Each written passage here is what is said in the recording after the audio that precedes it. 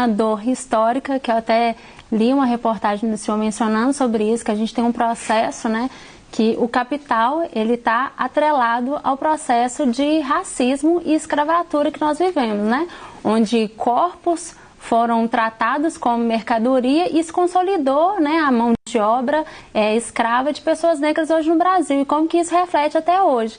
Então o senhor fala de sangues no mundo, e esses sangues ainda estão sangrando até hoje, né? Então, pensando nessa lógica, né, do capitalismo versus o racismo, o senhor acredita que, por exemplo, é possível viver numa sociedade sim capitalista, mas que consegue erradicar o racismo, por exemplo? Não. A sociedade capitalista, ela é estruturada em classe e em todos os ensejos que auxiliam a classe. Claro, a sociedade capitalista, ela tem um fundamento econômico. Quem tem capital explora, quem não tem, explorado.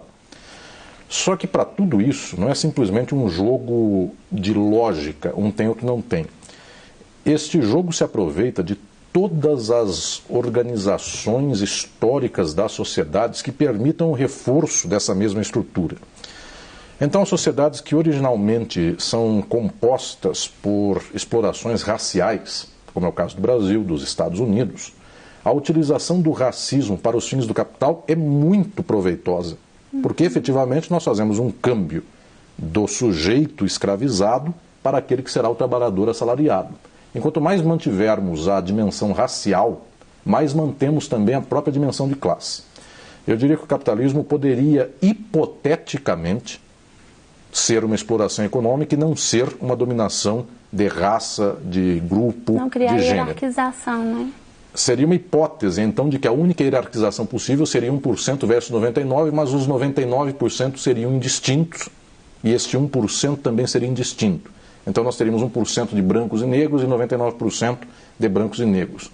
Só que se eu imaginar este dia ideal, na qual a exploração seria só econômica sem raça, é mais difícil essa ideação, essa construção de ideia, do que a outra, que é acabar com a sociedade na qual 1% manda em 99%. Ou seja, a superação do capitalismo, ela sim enseja o empoderamento de mulheres, o empoderamento de minorias, o empoderamento racial, muito mais factível do que eu imaginar que haverá uma exploração, apenas essa exploração será, entre aspas, colorida, ela será de cores distintas. Nós temos no Brasil, efetivamente, uma história na qual, há 500 anos, as instituições do Estado, do direito, elas são racistas, elas são escravistas. O Brasil não teve escravidão contra as leis, ou contra o direito, ou contra o judiciário. A escravidão foi chancelada por todos eles. Esta história só nos demonstra que até hoje o que temos é uma infâmia. O sangue escorre. Por um acaso, nos dias de hoje, está escorrendo um pouquinho mais e talvez venha a escorrer mais ainda. Só que sempre escorreu e muito. Então, para mim, a dimensão do problema de hoje não é escorria 63% de sangue, estamos escorrendo 70%. Estes 7%, óbvio, já são dor a mais e morte a mais, mas o problema é que até o dia em que nós achávamos que tínhamos democracia, vivíamos em liberdade, em instituições, nossos irmãos e irmãs pobres, em maioria negras e negros, eles estavam na cadeia e estão. Apenas hoje tem um pouquinho mais.